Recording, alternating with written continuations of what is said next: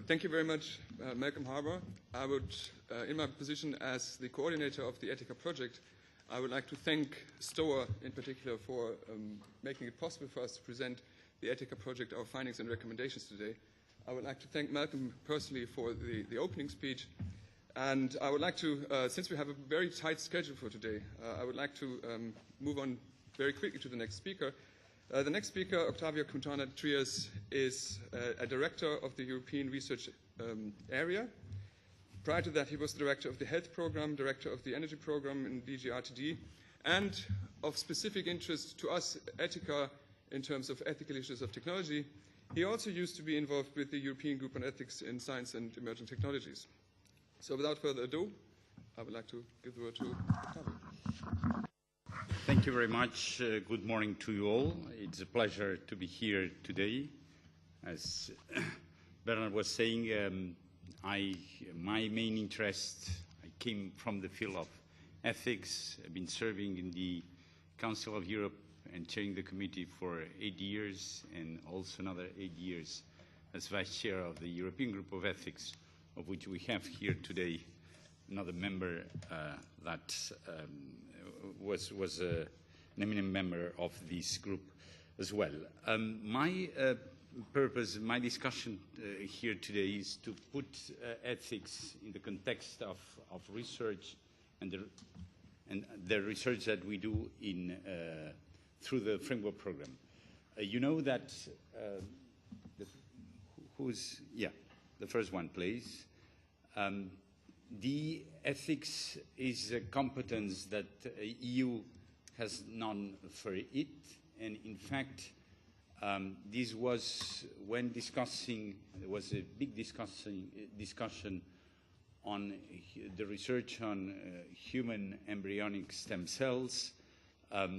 The basis for the discussion was that the EU didn't have competence, so that it was not possible for any country to impose its view to the others. And then presented like this, to take a decision was, as you can imagine, not easy, because any way it was decided would have been more the position of one country than another. However, there are some ethical issues are addressed both in some regulations and directives in what is in the framework program. I'll go into it, and of course the international treaties and protocols, so that Europe, although doesn't have such competences, but has some core values on which we operate, and especially in research. Next one, please. For instance, we have that one in the Charter of Fundamental Rights, and here we have the usual statements of the informed consent, the prohibition of eugenic practices, making human body and its part of source of financial gains, and the issue on cloning. Next, please. So let me go now to the European Research Area. The European Research Area is what we like to see in research. That is that although the framework program is a small part of the total funds, the total effort in Europe for research, what we like is that all the national programs work together, are much more open and work openly, and we are part of this European effort.